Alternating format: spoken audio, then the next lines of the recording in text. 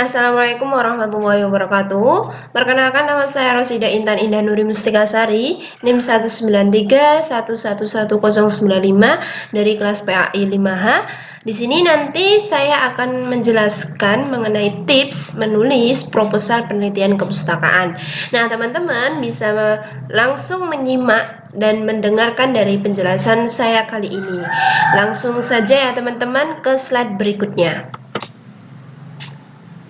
Nah, di sini teman-teman ada tujuan kenapa teman-teman itu menulis proposal penelitian. Ada 4 tujuan. Yang pertama, teman-teman, menyajikan dan membenarkan kebutuhan untuk mempelajari masalah penelitian. Yang kedua, proposal penelitian itu berisi tinjauan literatur yang luas, dan proposal tersebut harus memberikan bukti persuasif bahwa ada kebutuhan untuk studi yang diusulkan. Yang ketiga, proposal itu menjelaskan metodologi terperinci, melakukan penelitian yang konsisten dengan persyaratan profesional. Yang kelima, menjadi garis bawah bidang studi terperinci dan memastikan bahwa proposal itu layak disusun. Nah, ini tujuan dari kenapa teman-teman itu menulis proposal penelitian. Nah, sebelum teman-teman menulis proposal penelitian, diharapkan teman-teman itu harus mempunyai atau memiliki judul penelitian. Nah, judul penelitian ini pernyataan yang mengandung keseluruhan isi dari suatu penelitian terkait objek penelitian yang ingin diteliti, lokasi, tujuan, atau sasaran yang ingin dicapai oleh teman-teman. Nah, tujuan dari sebuah judul ini untuk apa, teman-teman? Yaitu untuk menarik perhatian pembaca dan untuk menarik perhatian pada masalah penelitian yang sedang teman-teman selidiki. Nah, itu namanya judul penelitian. Nah, bagaimana sih langkah proposal penelitian kepustakaan? Nah, teman-teman, di sini ada langkah-langkahnya. Ada 3 langkah yang teman-teman harus melakukannya dan wajib. Yang pertama itu di bab 1 pendahuluan, yang kedua bab 2 itu landasan teori, bab 3 itu ada metodologi penelitian. Dari masing-masing 3 bab ini teman-teman harus mencantumkan di proposal penelitian teman-teman. Nah, sebelum ke 3 bab ini, teman-teman juga harus tahu apa sih proposal penelitian itu. Bahwa proposal penelitian itu adalah pedoman yang berisikan mengenai kegiatan-kegiatan atau langkah-langkah sistematis yang diikuti oleh seorang peneliti yang akan melaksanakan penelitian. Nah, itu maksud dari proposal penelitian. Nah, di dalam bab 1 pendahuluan, teman-teman, di sini juga ada 7 yang nantinya teman-teman itu akan wajib mencantumkan di proposal penelitian. Yang pertama itu ada di latar belakang, yang kedua itu penegasan istilah, yang ketiga itu identifikasi masalah, yang keempat pembatasan masalah, yang kelima rumusan masalah, yang keenam tujuan penelitian, dan yang ketujuh adalah manfaat penelitian. Dari masing-masing ketujuh item ini teman-teman harus tahu ya, teman-teman. Kita bahas yang pertama dulu, di latar belakang. Nah, latar belakang ini teman-teman itu menjelaskan topik penelitian, masalah yang dipilih, serta kenapa teman-teman itu memilih melakukan penelitian ini. Jadi di latar belakang itu menjelaskan kenapa teman-teman itu memilih penelitian ini, memilih topik ini. Nah, ini teman-teman menjelaskan di latar belakang. Nah, bagaimana langkah-langkah menyusun latar belakang yang baik dan benar? Itu yang pertama, ada menemukan masalah di lingkungan. Jadi teman-teman itu harus mempunyai masalah terlebih dahulu sebelum membuat latar belakang. Jadi harus ada masalah. Sebelum melakukan penelitian juga harus menemukan sebuah masalah yang ada di lingkungan maupun di sekitar kita. Yang kedua, mencari data pendukung. Nah, data pendukung di sini teman-teman bisa merujuk ke website atau kabar berita atau jurnal-jurnal yang terkait dengan masalah yang teman-teman pilih itu tersebut. Nah, yang ketiga, mencari solusi dari masalah yang telah ditentukan, dikaitkan dengan teori atau penelitian terdahulu. Jadi teman-teman setelah mencari data pendukung, kemudian mencari solusi dari permasalahan tersebut, dikaitkan dengan teori-teori ahli dan dikaitkan dengan penelitian terdahulu. Ya, Nah, yang terakhir itu adalah menuliskan kesimpulan. Nah, kenapa? Karena kesimpulan ini yang melandasi kenapa teman-teman itu melakukan penelitian ini. Jadi ditarik kesimpulan setelah itu ya. Nah, di sini ada contoh latar belakang dari proposal penelitian. Nah, ini saya ambil judul, teman-teman.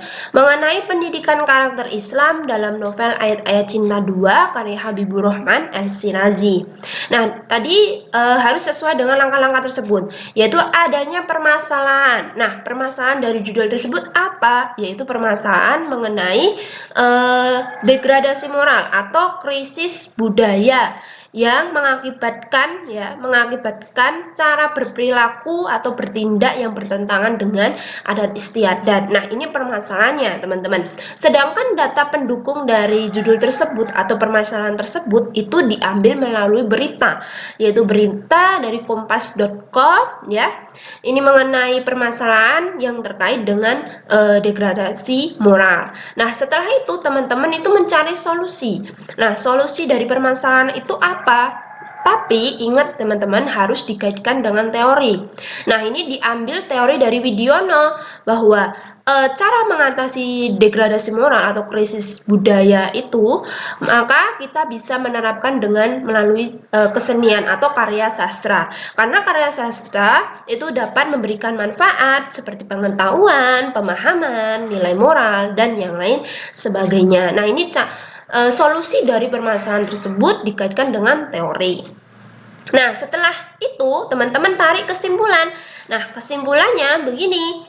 Berdasarkan paparan di atas, maka penulis tertarik untuk membahas tentang nilai pendidikan karakter Islam yang terkait dengan nilai toleransi dalam novel yang berjudul Pendidikan Karakter Islam dalam novel Ayat-Ayat Cinta 2 karya Habibur Rahman Al-Shirazi.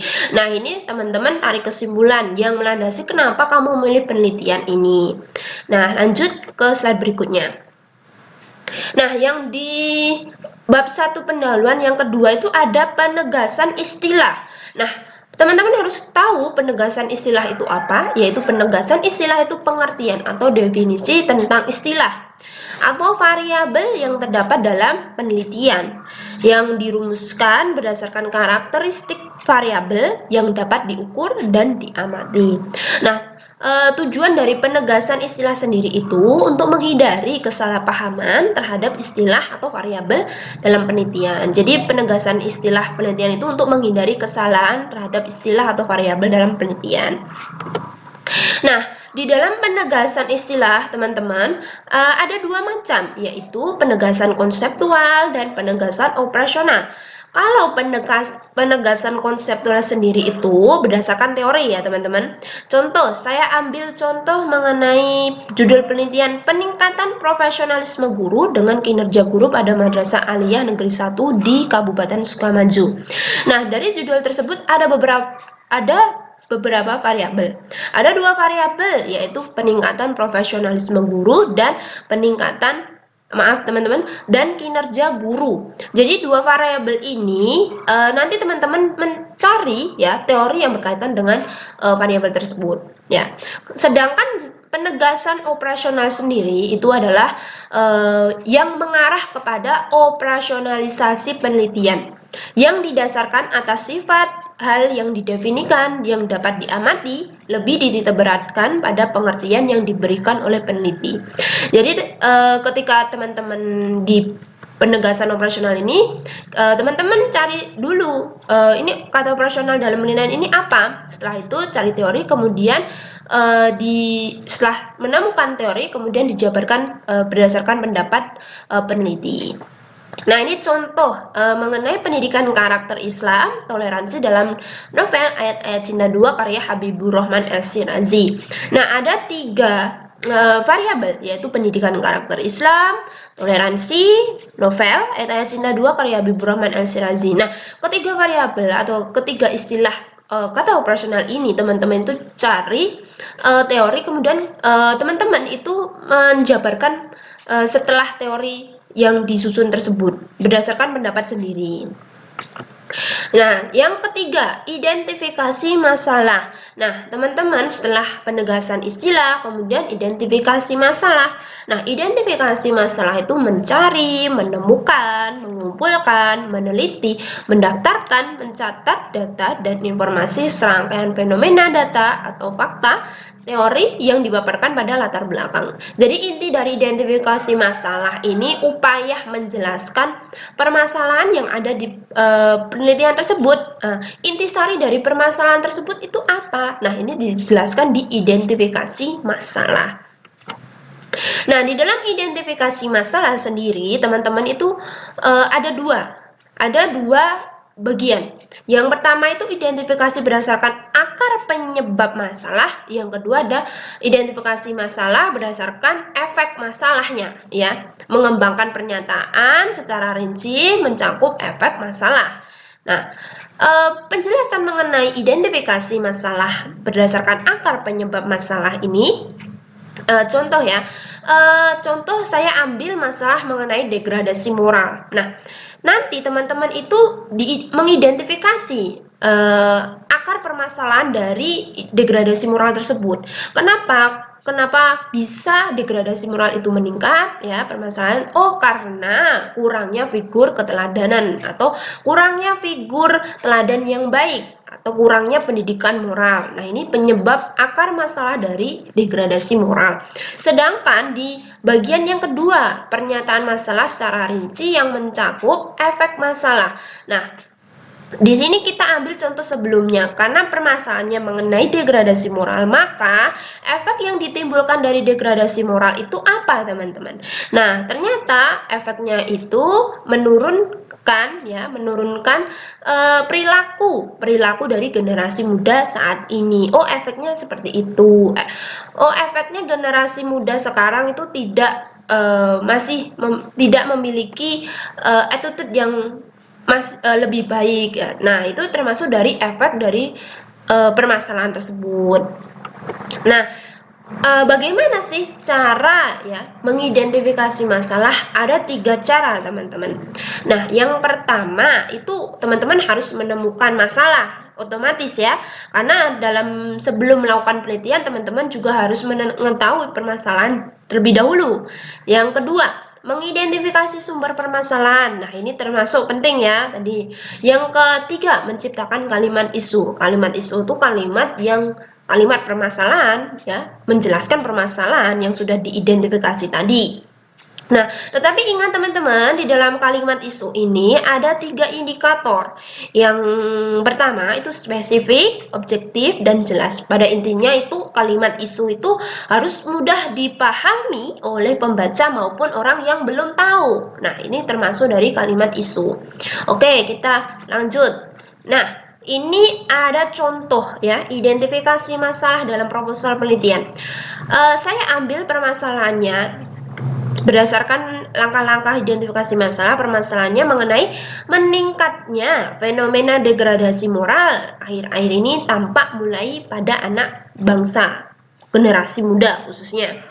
Nah, sumber permasalahan dari permasalahan tersebut itu apa? Yaitu karena miskin figur yang dapat menjadi contoh konkret, karena kekurangan atau miskin figur keteladanan. Nah, kemudian teman-teman itu ciptakan kalimat isu. Nah, ciptakan kalimat permasalahannya, disusun atau bisa digabungkan.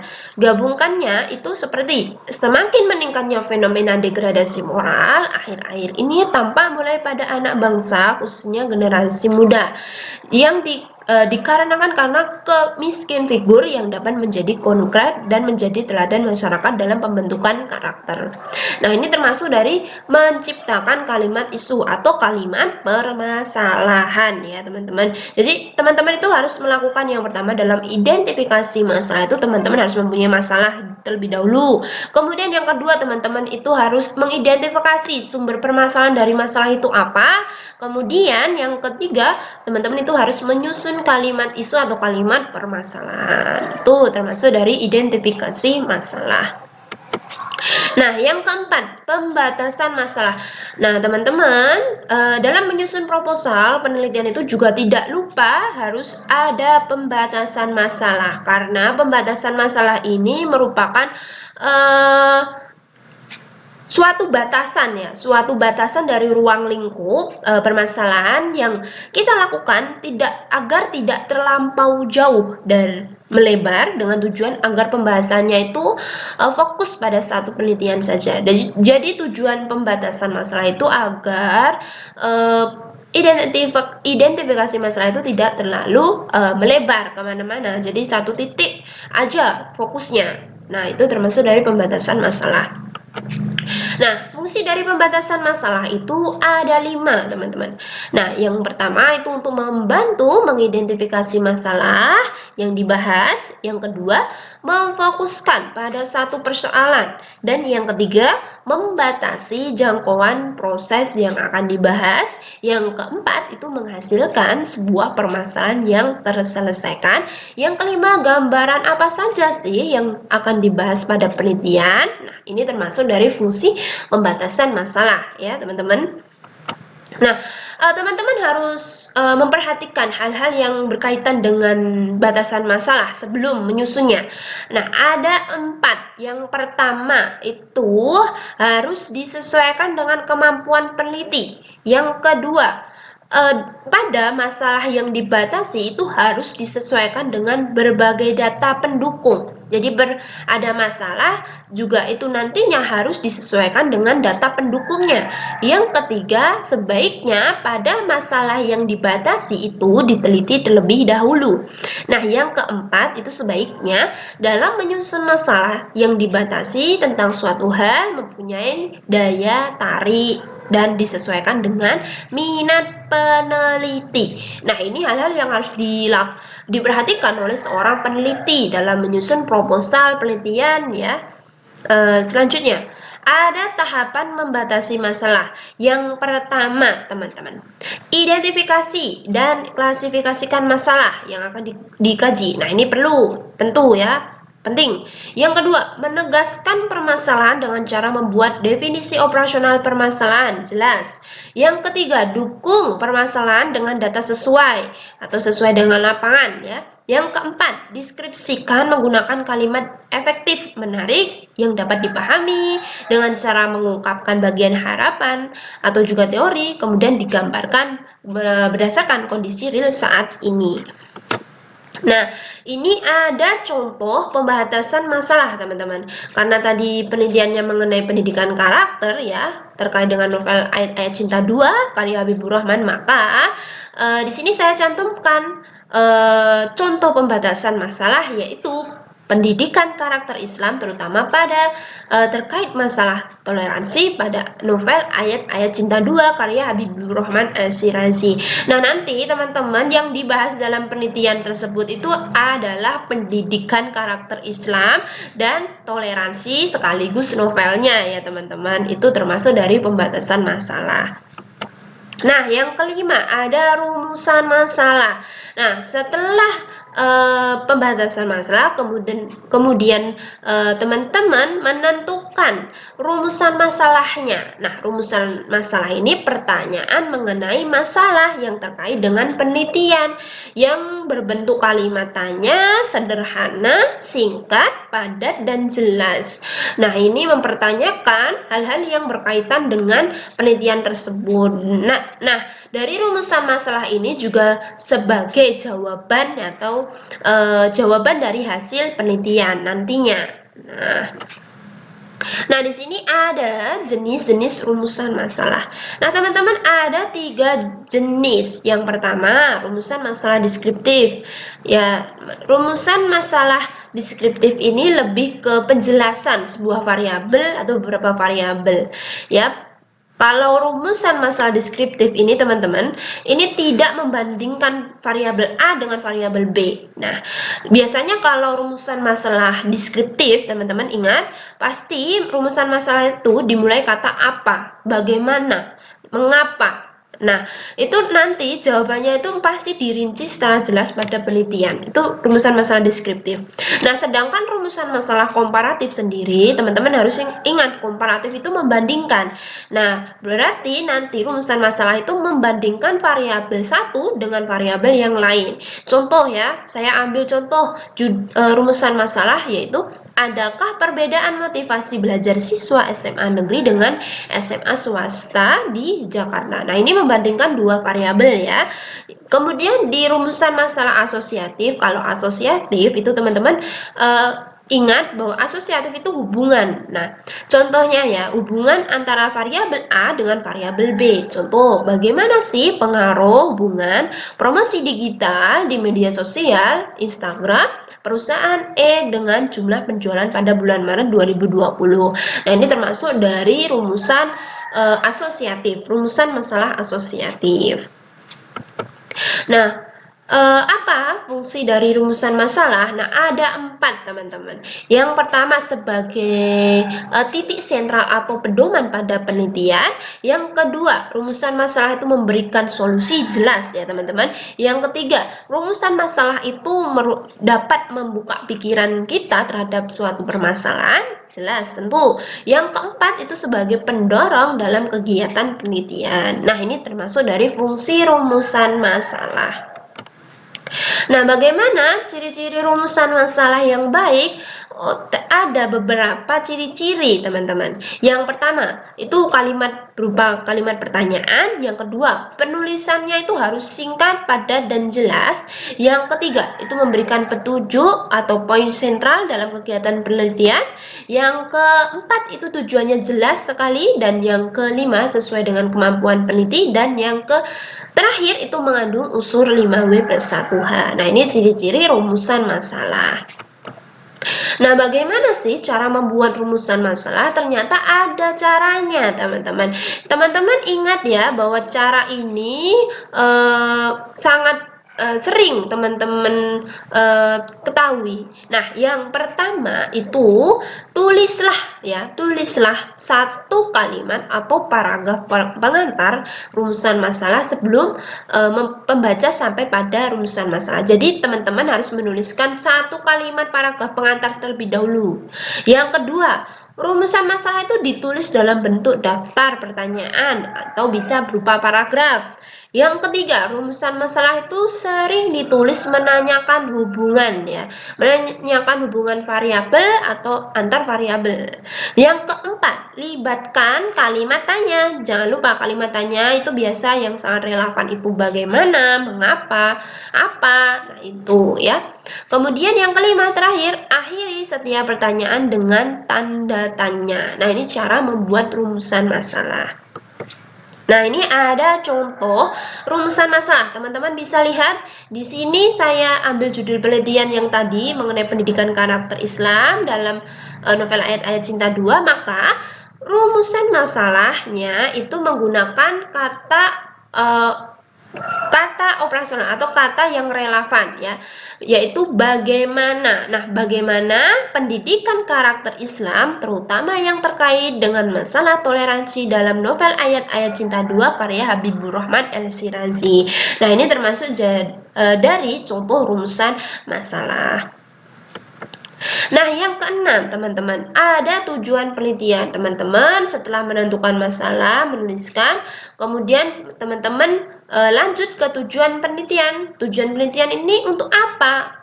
Untuk menunjukkan indikasi ke arah mana penelitian dilakukan. Nah, atau data serta informasi yang akan dicapai dalam penelitian tersebut. Nah, cara membuat tujuan penelitian itu ada dua. Yang pertama, tujuan penelitian kita harus kembali kepada rumusan masalah. Jelas, kalau tujuan penelitian itu harus kembali kepada rumusan masalah. Yang kedua, mencari kata operasional yang tepat. Kata operasional itu seperti mengidentifikasi, kemudian mendeskripsikan, menganalisis, membandingkan, dan yang lain sebagainya. Nah, ini ada contoh tujuan penelitian karena tadi rumusan masalahnya bagaimana pendidikan karakter Islam terutama terkait masalah toleransi dalam novel Ayat Cinta 2 karya Habibur Rahman L. Shirazi, maka tujuan penelitian yaitu untuk menganalisa dan mengetahui pendidikan karakter Islam terutama terkait masalah toleransi dalam novel Ayat Cinta 2 karya Habibur Rahman L. Shirazi. Maka kata operasional yang digunakan dalam penelitian tujuan penelitian ini adalah menganalisa dan mengetahui. Nah, yang ketujuh, teman-teman, ada manfaat penelitian. Nah, manfaat penelitian di sini itu menggambarkan hal-hal yang diperoleh setelah suatu tujuan penelitian itu terpenuhi, ya. Manfaat penelitian itu ada dua, teman-teman, secara praktis dan teoritis. Nah, lanjut ke slide berikutnya. Nah, fungsi dari manfaat penelitian itu ada tiga. Yang pertama, itu menginspirasi penelitian lebih lanjut. Penelitian selanjutnya bisa menggunakan topik serupa dengan mencari celah dari penelitian sebelumnya dan dikembangkan. Yang kedua, fungsinya menginspirasi penelitian lebih lanjut menggunakan satu atau sebagian komponen dalam penelitian sebelumnya. Yang ketiga, menjadi pertimbangan dalam pembuatan kebijakan pemerintahan. Nah, penerapan isi pada manfaat penelitian. Nah, di sini ada beberapa penerapan ya. Yang pertama teman-teman harus lakukan adalah manfaat penelitian itu diuraikan secara jelas dan sistematis. Jangan lupa secara jelas dan sistematis. Yang kedua, rasional. Maksudnya itu uraian dalam manfaat penelitian ini diusahakan sesuai dengan kenyataan hasil penelitian. Yang ketiga, bukan hipotesis, bukan dugaan sementara ya dalam manfaat penelitian.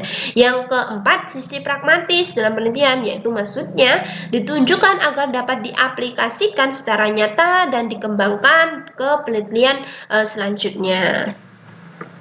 Nah, di sini teman-teman ada jenis manfaat, ada dua. Yang pertama manfaat teoritis, yang kedua manfaat praktis. Kalau teoritis jelas berdasarkan untuk ya manfaat penelitian tersebut itu untuk pengembangan ilmu. Kalau manfaat teoritis itu mengembangkan ilmu yang diteliti dari segi teoritis. Ya, teori yang digunakan tentunya berdasarkan peneliti atau penulis sebelumnya.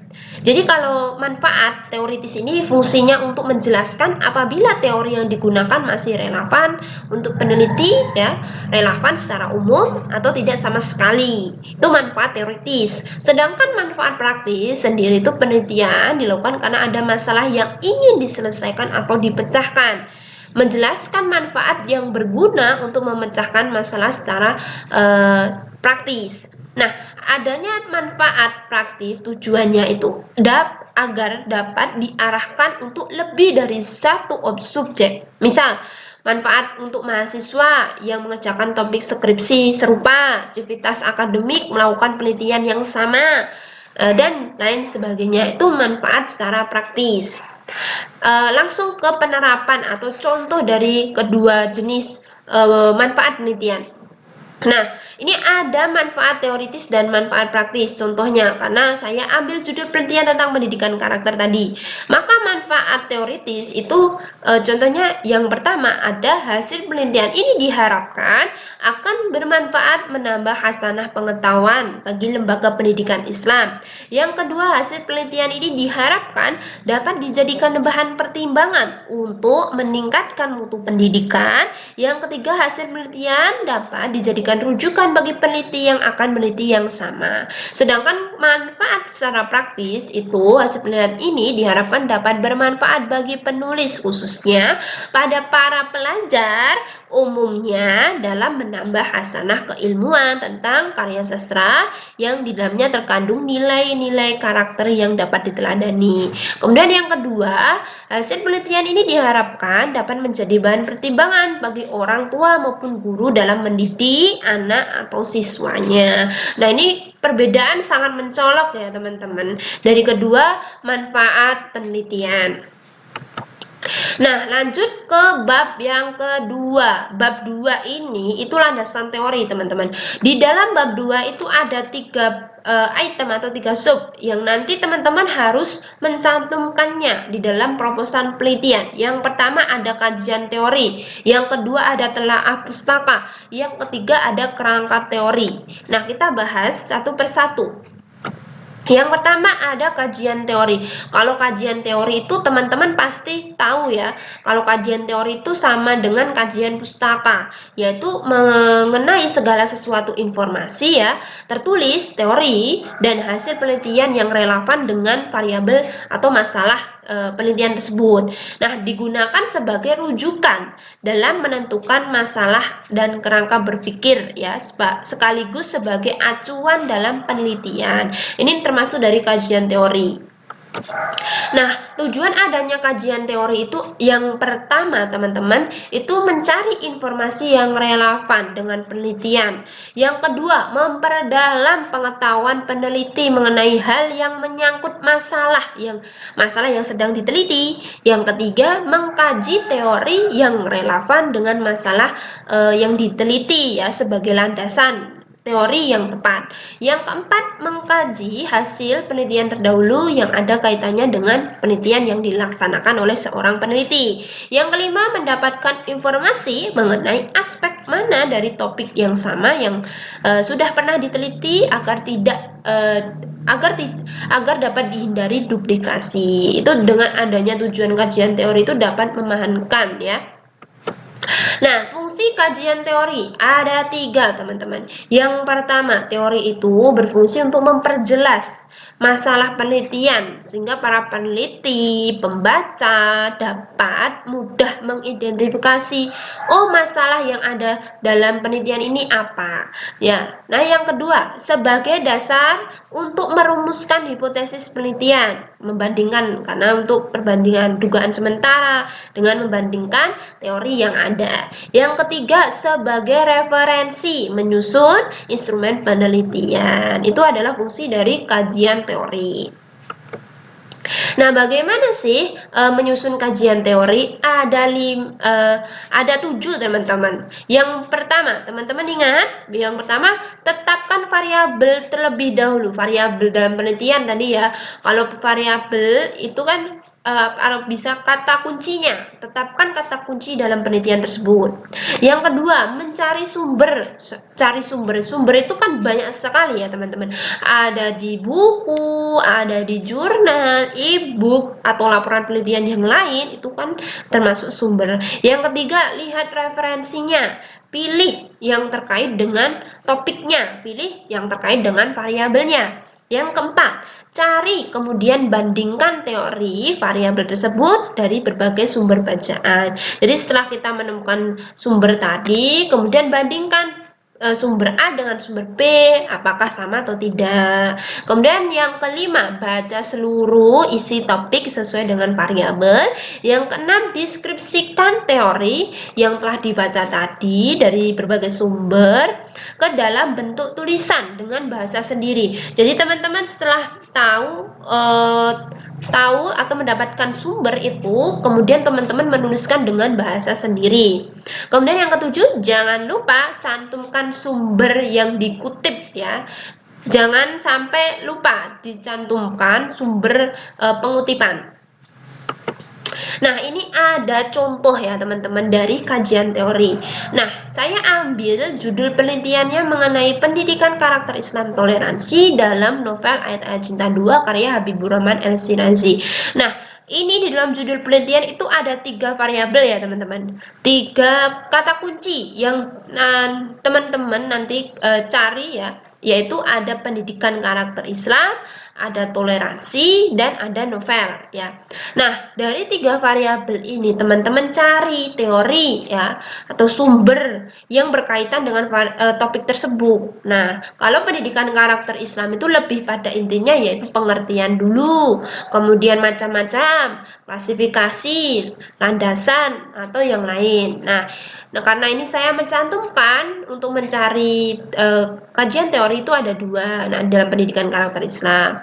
Kemudian di toleransi itu banyak ternyata, yaitu kajian teori berdasar pengertian terlebih dahulu, kemudian asas teori, asas-asas toleransi, kemudian unsur-unsur toleransi. Nah, dari tiga tersebut, teman-teman cari teori-teori mengenai asas toleransi dari teori siapa, kemudian unsur toleransi dari teori siapa. Nah, ini teman-teman cari. Kemudian novelnya juga ada pengertian novel, unsur intrinsik novel, unsur ekstrinsik novel, dan lain sebagainya. Itu contoh kajian teori. Nah, ini ada contoh ya. Saya ambil karena tadi variabel ada 3 variabel, saya ambil yang variabel toleransi ya. Nah, ini teman-teman cara pengutipan ya, cara pengutipan sumber jangan lupa. Teman-teman tadi sudah menemukan sumbernya. Oh, toleransi itu ini berdasarkan pengertian toleransi. Nah, ini saya cantumkan pengertian toleransi menurut Salahuddin Al-Qirensi. Nah, tahun 2013 nomor 54. Nah, toleransi itu sikap tindakan menghargai perbedaan agama. Nah, disandingkan dengan teori dari Mas Duki bahwa toleransi itu rasa hormat, penerimaan, apresiasi terhadap keragaman budaya dan ekspresi kita. Nah, dari dua teori tersebut, teman-teman kemudian menuliskan ya, pendapat sendiri mengenai pengertian toleransi atau bisa dikatakan kesimpulan dari kedua teori tersebut. Nah, kita tarik kesimpulan yaitu berdasarkan pendapat teori di atas, maka ditarik kesimpulan bahwa toleransi itu suatu sifat atau sikap menerima, membuka diri, menghargai segala yang ada pada orang lain, bersikap ya, berpendapat maupun berpendirian lain meskipun berbeda dengan pendapat kita sendiri. Nah, kesimpulannya seperti itu. Jadi ketika teman-teman itu sudah mengetahui kata kunci dari judul tersebut, kemudian teman-teman cari teori-teorinya, kemudian dibandingkan, kemudian teman-teman jangan lupa sertakan sumber ya. Tarik kesimpulan, tetapi dalam teori harus disertakan sumbernya dari mana, pengutipannya. Nah, itu ingat ya. Jangan sampai ada plagiasi. Begitu ya, teman-teman. Nah, yang kedua telaah pustaka. Kalau telaah pustaka itu bisa dipahami sebagai kajian atau teori yang sudah ada sebelumnya atau penelitian terdahulu ya. Telaah pustaka itu. Nah, dan membicarakan permasalahan yang sama akan tetapi mempunyai perspektif yang berbeda dalam melihat suatu wacana. Biasanya kalau telaah pustaka ini membedakan penelitian kita dengan penelitian yang sudah ada. Itu telaah pustaka ya, atau penelitian terdahulu bahasanya. Nah, tujuan telaah pustaka itu yang bertujuan untuk menyampaikan ada dua, yaitu menyampaikan kepada pembaca pengetahuan dan ide apa saja yang sudah dibahas dalam topik penelitian. Yang kedua, sebagai gambaran kepada pembaca sejauh mana sih penelitian ini sudah dilakukan, berbagai sudut pandang, karena tadi membandingkan kan telaah pustaka itu. Nah, di sini ada kegunaan telaah pustaka, ada 6 kegunaan. Yang pertama, mengkaji sejarah permasalahannya. Yang kedua, membantu pemilihan prosedur penelitian. Yang ketiga, mendalami landasan teori yang berkaitan dengan masalah. Yang keempat, mengkaji kelebihan, kekurangan hasil penelitian. Yang kelima, menghindari duplikasi penelitian. Yang keenam, menunjang perumusan masalah. Nah, bagaimana langkah melakukan telaah pustaka? Itu ada dua.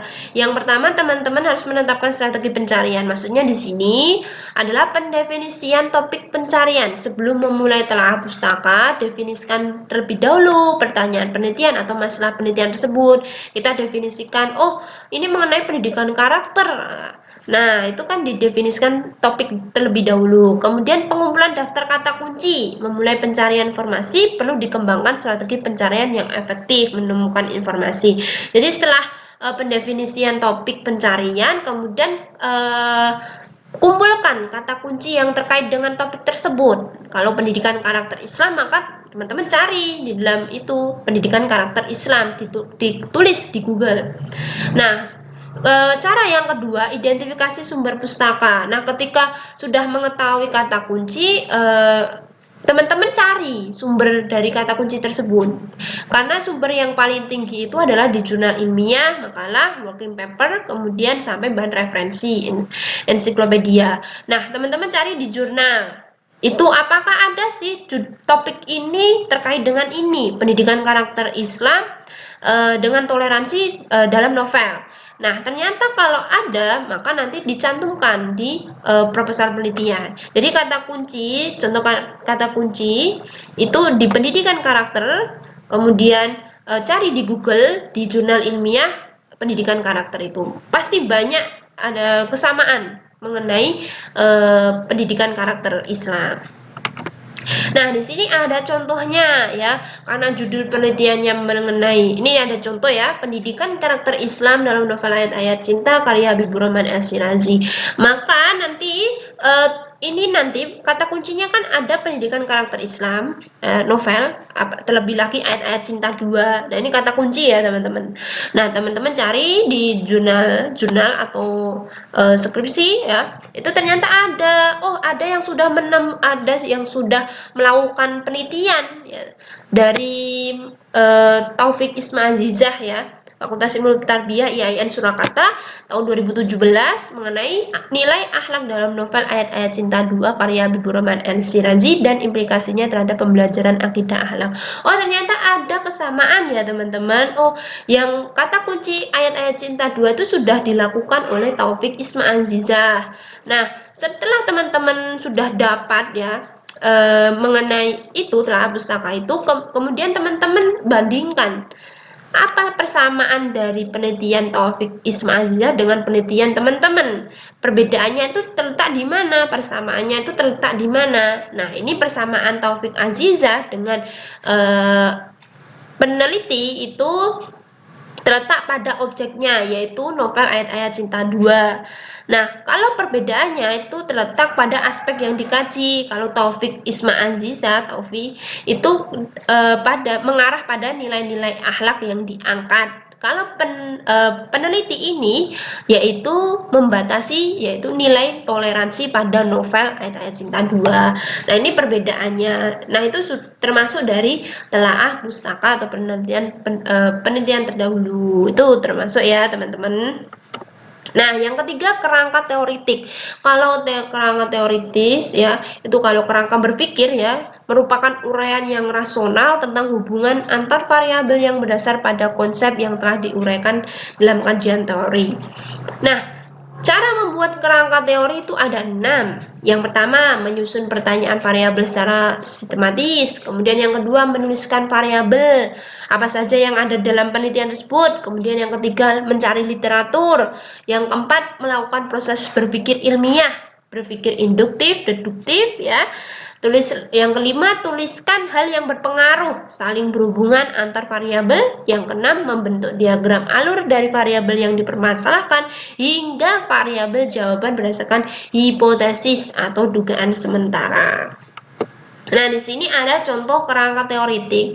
Karena judulnya tadi ini beda lagi ya. Judul saya ambil mengenai judul penelitian kepustakaan tentang nilai pendidikan ibadah dalam novel Ketika Tuhan Jatuh Cinta. Maka kan ada beberapa variabel, yaitu nilai pendidikan, ibadah, novel Ketika Tuhan Jatuh Cinta.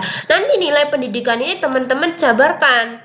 Oh, nilai itu apa? Berdasarkan teori siapa, kemudian dituliskan berdasarkan pendapat pribadi. Kemudian ibadah juga, pendidikan ibadah itu apa pengertiannya, kemudian dituliskan pribadi, dan novel Ketika Tuhan Jatuh Cinta. Nah, kemudian ditarik kesimpulan semua kerangka teoritik bahwa novel Ketika Tuhan Jatuh Cinta ini menceritakan seorang laki-laki yang bernama Zulfikri berasal dari keluarga yang sederhana. Fikri itu pemuda pintar, rajin beribadah, berjuang, bekerja keras untuk meraih cita-cita sebagai sarjana pendidikan dan seniman hebat yang diakui karyanya. Itu contoh dari kerangka teoritik. Nah, yang ketiga atau bab 3 metodologi penelitian. Di dalam proposal penelitian pasti yang terakhir bab 3 metodologi penelitian. Ternyata ada macamnya, teman-teman. Yang pertama ada jenis penelitian di dalam metodologi penelitian. Yang kedua data dan sumber. Yang ketiga teknik pengumpulan data. Yang keempat teknik keabsahan data. Yang kelima teknik analisis data. Nah, metode penelitian itu apa? Yaitu metode penelitian itu cara ilmiah untuk mendapatkan data dengan tujuan dapat dideskripsikan, dikembangkan, ditemukan pengetahuan, teori, memecahkan masalah, mengantisipasi masalah dalam kehidupan manusia. Ini menurut Sugiono ya, teman-teman. Nah, yang kedua, itu pengertian dari metode penelitian. Nah, sedangkan jenis penelitian kita tahu bahwa jenis penelitian itu kita ketahui ada dua, kuantitatif, kualitatif. Kuanti jelas itu nanti mengumpulkan data, mengukur menggunakan teknik statistik, hitung-hitungan, itu kuantitatif penelitian. Dan kalau kualitatif itu cenderung menggunakan analisis ya, proses dan makna lebih ditonjolkan dalam penelitian ini. Landasan teori yang dimanfaatkan sebagai pemandu agar fokus penelitian sesuai dengan fakta di lapangan. Kalau kuanti itu lebih ke hitung-hitungan, kalau kuali itu deskriptifnya ya. Nah, ada jenis penelitian karena ada 4 jenis penelitian itu berdasarkan hasil. Kalau basic risk itu penelitian secara basic, kemudian application risk macamnya. Kemudian yang kedua berdasarkan bidang yang diteliti, ada 2 juga, penelitian sosial dan penelitian eksakta. Yang ketiga berdasarkan tempat penelitian, ada field research, library research, laboratory research. Dan yang keempat itu ada berdasarkan teknik yang digunakan, itu ada penelitian survei, ada penelitian eksperimental, dan yang kelima, maaf teman-teman, berdasarkan teknik yang digunakan adalah bisnis komunikasi hukum. Nah, bisnis komunikasi dan hukum. Nah, teman-teman, karena ini proposal penelitian kepustakaan, maka kita akan membahas mengenai berdasarkan tempat penelitian atau library research ya, studi kepustakaan. Nah, studi kepustakaan ini membatasi kegiatannya hanya pada koleksi perpustakaan saja, dengan membaca, mencatat, mengolah, menelaah bahan penelitian tanpa adanya memerlukan riset di lapangan. Itu menurut Z. Jadi studi kepustakaan atau penelitian itu pengumpulan data, mencari, membaca, menelaah buku, jurnal, artikel yang berkaitan dengan isi materi yang akan digunakan dalam permasalahan tersebut. Itu namanya penelitian kepustakaan ya, teman-teman. Nah, di sini ada contoh dari judul penelitian kepustakaan, ada 2 contoh. Yang pertama, kalau penelitian kepustakaan itu lebih ke jurus buku-buku ya, lebih menjurus ke buku-buku, yaitu pendidikan karakter Islam dalam novel Ayat-Ayat Cinta 2 karya Habibur Rahman Al-Shirazi. Yang kedua, nilai pendidikan ibadah dalam novel Ketika Tuhan Jatuh Cinta karya Wahyu Sujani. Nah, ini termasuk dari judul penelitian kepustakaan. Nah, yang kedua ada data dan sumber. Di dalam bab 3 metodologi penelitian, data itu apa sih, teman-teman? Ya, data itu sumber informasi yang diseleksi sebagai bahan analisis atau ketetapan pengambilan data tergantung pada ketajaman menyeleksi ya. Kalau sumber itu lebih terkait dengan subjek penelitian, dari mana data itu diperoleh, itu sumber. Nah, sumber itu kan bisa berupa dari teks, buku, novel, ataupun yang lainnya, atau cerita pendek. Itu namanya sumber. Nah, ada macam sumber data dalam penelitian kepustakaan ya, yang dalam proposal penelitian itu ada 2 sumber data primer dan data sekunder. Kalau primer jelas itu dikumpulkan dari sumber pertama, sedangkan kalau sekunder itu setelah sumber primer kan, data yang diperoleh bukan dari sumber pertama namun sumber yang kedua. Sumber sekunder atau data sekunder ini dapat berupa buku, artikel, riset ataupun yang lainnya yang berkaitan dengan masalah tersebut. Nah, ini ada contohnya karena saya mengambil judul Pendidikan Karakter Islam dalam novel Ayat-Ayat Cinta 2 karya Habibur Rahman Al-Shirazi, maka data primer dan sekundernya adalah, kalau data primer saya ambil jelas yaitu novel Ayat-Ayat Cinta 2 karya Habibur Rahman Al-Shirazi, dengan didukung data primernya kalau bisa langsung teman-teman, kalau sesuai kemampuan peneliti itu bisa langsung secara langsung berwawancara dengan sumbernya langsung, yaitu kepada Habibur Rahman El-Shirazi, itu data sumber primer. Sedangkan kalau tidak bisa juga novel saja juga tidak apa-apa. Kalau sumber data sekunder itu ya terkait dengan judul tersebut, yaitu seperti diambil dari buku-buku. Ini saya ambil dari buku Syarif Yahya fikih mengenai toleransi, kemudian Ahmad Syarif, Abdul Majid ini mengenai pendidikan karakter sendiri. Nah, ini termasuk dari pendukung sumber data sekunder. Nah, yang ketiga itu teknik pengumpulan data.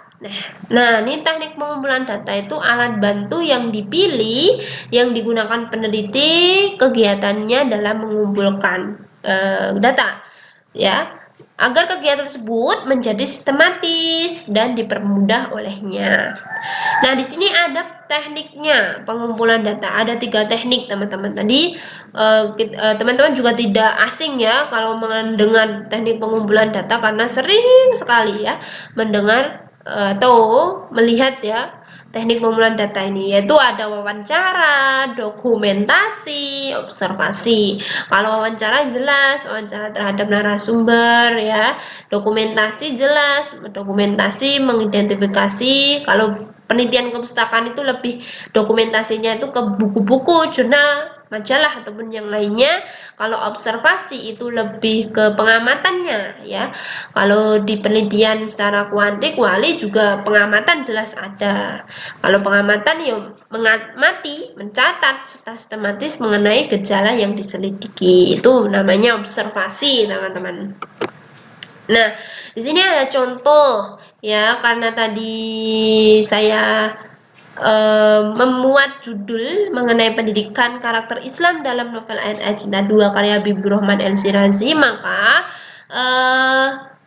teknik pengumpulan datanya menggunakan 2 teknik karena saya ambil ya, yaitu menggunakan wawancara dan dokumentasi. Nah, ini di dokumentasi, teknik pengumpulan data dokumentasi ini dengan mencari data-data mengenai nilai pendidikan karakter, khususnya nilai toleransi dalam Ayat-Ayat Cinta 2 ya, dengan menggunakan data primer dan data sekunder tadi. Sedangkan metode wawancara bisa dilakukan langsung kepada narasumbernya, yaitu penulis dari novel tersebut, yaitu Habibur Rahman El-Shirazi. Nah, itu termasuk contoh dari teknik pengumpulan data dalam judul penelitian tersebut.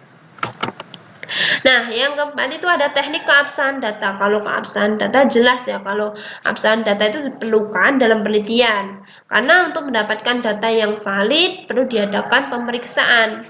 Teknik yang dapat dilakukan diantaranya seperti kalau keabsahan data itu perpanjang keikut sertaan, ketekunan, pengamatan, triangulasi, pengecekan sejawat, kecukupan, presensial, kajian kasus negatif, kemudian pengecekan anggota, uraian rinci, dan sebagainya. Itu menurut Muelong ya, teknik keabsahan data.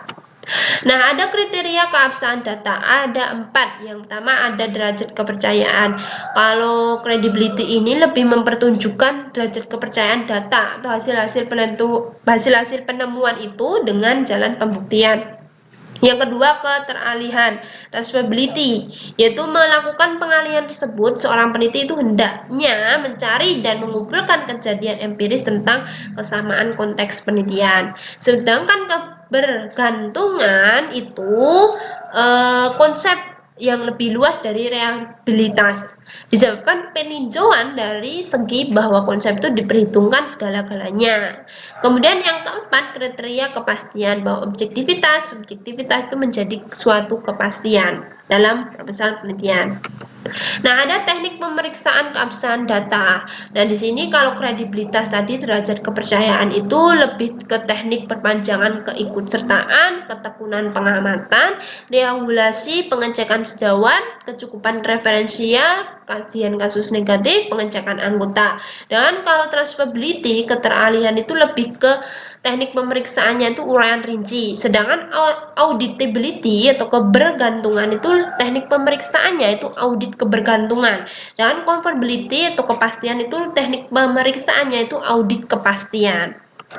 Nah, ini ada penjelasannya. Kalau teknik pemeriksaan perpanjangan keikutsertaan itu berarti peneliti tinggal di lapangan, ya. Peneliti sampai kejenuhan mengumpulkan data tercapai. Jadi peneliti tinggal di situ mengamati. Nah, itu namanya perpanjang keikutsertaan.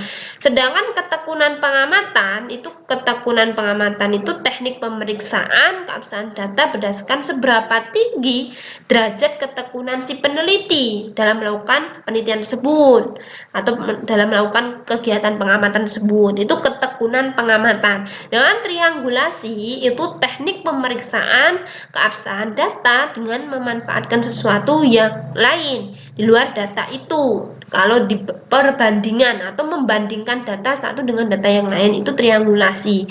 Dan kalau pengecekan sejawat itu teknik ini dilakukan dengan mengekspos hasil sementara atau hasil akhir yang diperoleh dalam bentuk diskusi dengan rekan-rekan sejawat. Itu pengecekan sejawat teknik pemeriksaannya. Dan kalau kecukupan referensial itu jelas adanya pendukung atau data pendukung untuk membuktikan data yang telah ditemukan oleh peneliti. Kalau kajian kasus negatif itu dilakukan dengan jalan mengumpulkan contoh kasus yang tidak sesuai dengan pola kecenderungan informasi yang telah dikumpulkan sebagai bahan pertimbangan. Kalau pengecekan anggota jelas peneliti mengumpulkan para peserta yang telah ikut menjadi sumber data dan mengecek kebenaran data yang ditelitinya. Itu namanya pengecekan anggota. Nah, sedangkan di transferability tadi, keteralihan itu uraian rinci ya. Uraian rinci itu usaha membangun keteralihan dalam penelitian kualitatif dilakukan dengan cara uraian rinci. Keteralihan tergantung pada pengetahuan seorang peneliti, konteks pengertian, dan konteks penerimaan. Kalau auditability atau kebergantungan itu audit kebergantungan, kepastian data ini dilakukan baik terhadap proses maupun hasil atau keluaran. Kalau confirmability, kepastian itu ada langkah-langkahnya, itu memastikan apakah hasil penelitian itu benar berasal dari data yang ada, yaitu yang kedua menelusuri jejak audit dengan data mentah, menguji kelogisan data hasil penelitian, menilai derajat ketelitian, dan memeriksa peneliti dalam melaksanakan pemeriksaan data. Itu namanya audit kepastian. Nah, di sini contoh ya teman-teman, langsung saja ke contohnya. Judul penelitiannya itu Pendidikan Karakter Islam dalam novel Ayat-Ayat Cinta 2 karya Habibur Rahman El-Shirazi. Maka dari judul tersebut ya, saya ambil di skripsi itu menggunakan teknik keabsahan data yaitu triangulasi. Kalau triangulasi itu teknik yang digunakan untuk menguji keterpercayaan data, memeriksa keabsahan data dengan memanfaatkan hal-hal yang ada di luar data tersebut, atau bisa menjelaskan bahwa mengadakan pengecekan atau perbandingan terhadap data yang telah dikumpulkan, itu triangulasi. Nah, teknik triangulasi pada judul tersebut itu triangulasi sumber, karena sumber jelas ya. Sumber, yaitu kalau triangulasi sumber itu membandingkan kembali derajat keabsahan data atau keabsahan informasi yang diperoleh melalui waktu dan alat yang berbeda. Nah, jadi sehingga dalam penelitian ini peneliti akan membandingkan data yang telah ditemukan dari sumber data primer, membandingkan data dari sumber data primer novel Ayat-Ayat Cinta 2 dengan data hasil wawancara dari penulis dari novel tersebut, yaitu Habibur Rahman El-Shirazi, sebagai bentuk klasifikasi memeriksa kembali hasil data yang diperoleh. Itu namanya teknik keabsahan data. Jadi teman-teman ini harus disesuaikan dengan teknik pengumpulan data tersebut. Kalau teknik pengumpulan data menggunakan ini, ya kita sesuaikan itu ya teman-teman. Nah, sedangkan teknik analisis data yang terakhir ini adalah proses mengorganisasikan dan mengurutkan data ke dalam pola. Ada beberapa satuan dasar sehingga dapat ditemukan tema dan dapat dirumuskan hipotesisnya sebagaimana yang terdapat di dalam data. Itu menurut Muelang dalam Prastowo ya. Ada langkah teknik analisis data. Yang pertama, pengumpulan data terlebih dahulu. Pengumpulan data bentuk penelitian ini menggunakan teknik dokumentasi. Reduksi data. Kalau reduksi merupakan kegiatan merangkum, memilih hal-hal yang pokok, memfokuskan pada hal yang penting, mencari tema dan polanya. Sedangkan yang ketiga penyajian data. Kalau penyajian data itu lebih ke arah kumpulan informasi tersusun yang memberikan kemungkinan adanya penarikan kesimpulan dan pengambilan tindakan. Yang keempat adalah penarikan kesimpulan atau verifikasi. Verifikasi ya, dikumpulkan kemudian disimpulkan menggunakan cara berpikir induktif. Cara berpikir induktif itu pengambilan kesimpulan dimulai dari pernyataan atau fakta khusus menuju pada kesimpulan yang bersifat umum. Nah, ada contohnya teman-teman, karena saya ambil contoh dari pendidikan karakter Islam dalam novel Ayat-Ayat Cinta 2 karya Habibur Rahman. Maka tekniknya dalam analisis data, yang pertama kalau pengumpulan data maka teknik yang digunakan ya teknik dokumentasi yang dilakukan di sini yaitu mengumpulkan berbagai macam data mengenai nilai pendidikan karakter, khususnya nilai toleransi yang terkandung dalam novel Ayat-Ayat Cinta 2 karya Habibur Rahman dengan menggunakan data primer maupun data sekunder yang telah tersedia.